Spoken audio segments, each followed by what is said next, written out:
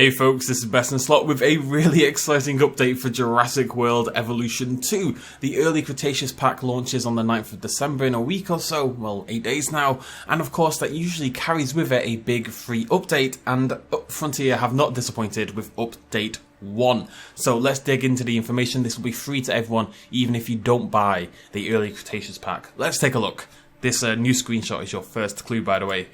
Dfw Building sets. Buildings and fences from the Department of Fish and Wildlife will be available in Sandbox Mode starting from 9th of December. If you enjoyed the campaign mode and wanted to continue building using the DFW's building set, you'll be able to use them very soon. Update 1 includes a full set of DFW buildings from restrooms and lagoons to hotels and viewing platforms. We're also releasing additional Jurassic Park themed buildings, specifically lagoons and aviaries, so you can have marine and flying reptiles in your Jurassic Park era sandbox. So this is actually probably the biggest change I would suggest. It's a really good change. I'm really curious, first of all. So of course these are the DFW themed buildings all from the campaign, hopefully including the mesh aviary, although I imagine it'll be something fairly similar to this for Jurassic Park. They're all coming into Sandbox. What I'm curious about is mixed eras on the older consoles, how that's going to work out for people, we'll have to wait and see. Either way, a whole bunch of brand new buildings to play with and styles to play with, and just more options if you want to build something a bit more researchy based, stuff like that. Really cool change, something we definitely asked for.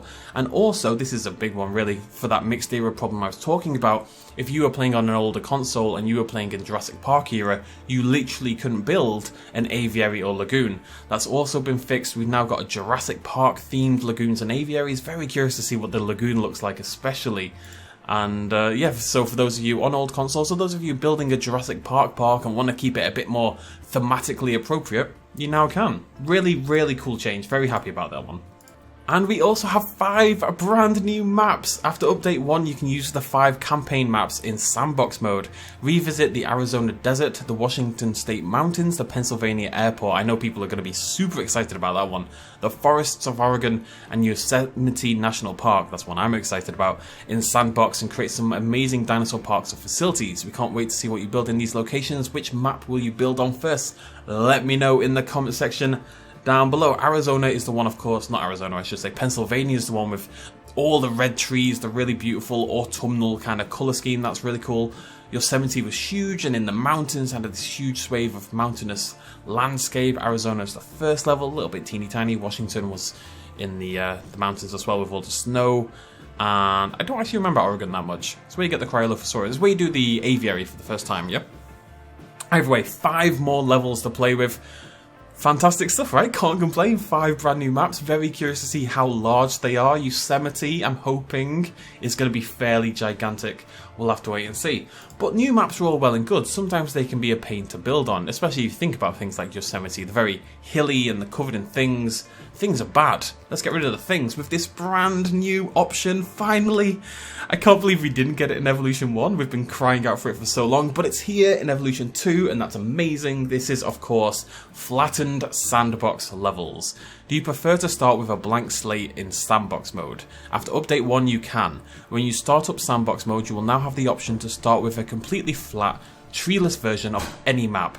You can then modify the map topography, bloody Nora, and flora as you wish. Look at it, Isla Nublar there, completely flat, no trees, no water, no anything, just a perfect blank canvas ready to be built on. This is going to make life so much easier. Very excited.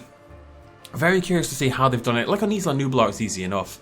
But on maps like, say, Germany, where there's a very clear hill downwards towards the beach, or the northwest USA one, I should say, ones that again are very multi-level. I'm curious how they've done it for that, but generally speaking, again, another fantastic change, really. It's going to be so much better for sandbox builds, and I think we'll be waiting till the 9th, I'm afraid. Rock perch points. Speaking of flying reptiles, were you? They can now perch on rocks placed inside an aviary, letting you and your guests appreciate their majesty when they rest between flights. No longer will your pterosaurs just... I mean, I'm sure they'll still use the ground or, you know, flags and stuff that you put inside your aviaries, but now they will perch on rocks, which is really cool. Again, I think this is something that was actually meant to be in the game or was briefly mentioned in the past. We did see images or video of things that looked like pterosaurs perching on rocks, but they may have been sort of dropping behind it. Either way, this makes a lot of sense. It's going to make our environmental pterosaur interaction a whole lot more fulfilling and just make for cooler exhibit design, generally speaking. We can go super rocky and the pterosaurs will perch on them. That's cool. I have nothing to say other than this is cool. I will have more comments at the end though, bear with me. Balance changes. We've done a few changes to game balancing based on some of your feedback. The frequency of storms and disease outbreaks in Chaos Theory should be less frequent after the patch, as should disease outbreaks in medium and easy difficulty challenge levels. We've also made some tweaks to the dominance stat, which should cut down on dinosaur fights as well as decrease the likelihood of dinosaur fights causing injuries. Finally, we've rebalanced the combat stats of dinosaurs that can be involved in group hunts. So in terms of balancing, I think this is basically everything we were looking for.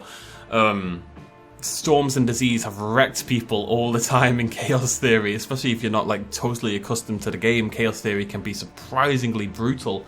I don't have enough experience at the lower challenge levels to know what that was like.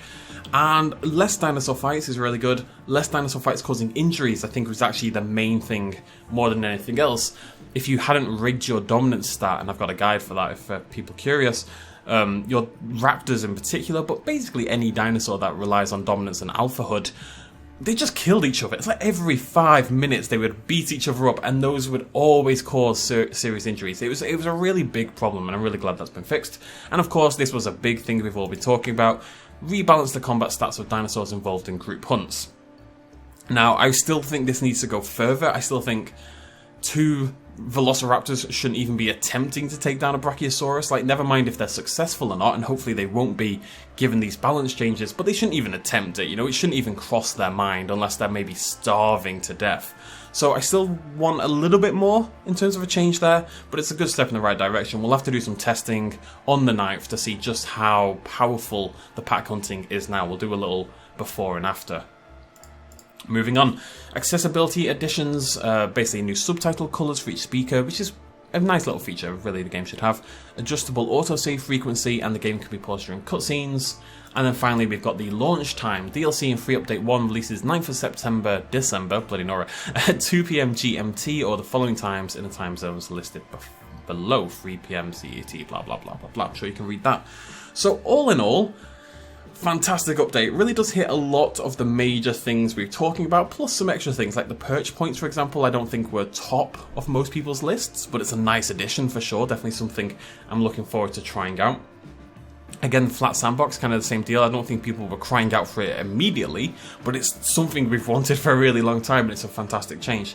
The balance changes are, of course, a really big deal, and the addition of these buildings as well is, I would say, a humongous deal. That's a huge, huge change. So, all in all, hyper positive. I hope there's a lot of people when they saw that Frontier had released a DLC, we're releasing a DLC, people were like, well, they should be fixing the game and blah, blah, blah, and stuff like that, which I totally understand, don't get me wrong. But I'd like to reiterate again that it's different people working on these things, and just because they're working on a DLC does not also mean that balance changes and bug fixes and all that kind of jazz are on the way. Now, the only problem I have really so far here, and it might be added, it might just not have warranted, in their opinion, a statement on the forum, Sandbox Mode still hasn't been fixed. There's still no mention of a combat turn-off option for Sandbox Mode, which is vitally important and is actually the thing we need more than anything else right now, in my opinion. I feel like Frontier are... This is speculative, to say the least, but I feel like there might be some confusion in that they've added this new option where you can turn off individual carnivores, herbivores, or all dinosaurs their food needs, and maybe they're thinking that turns off hunting and combat and stuff like that, but we know for a fact it absolutely doesn't.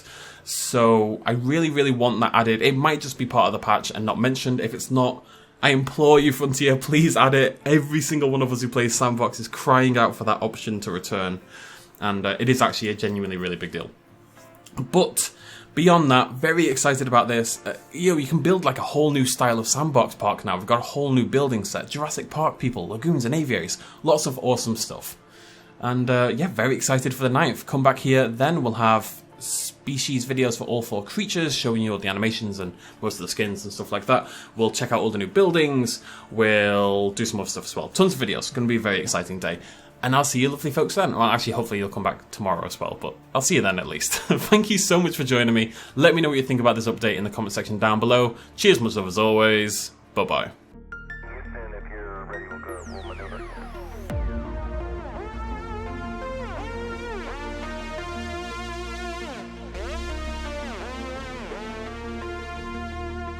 Reaching out.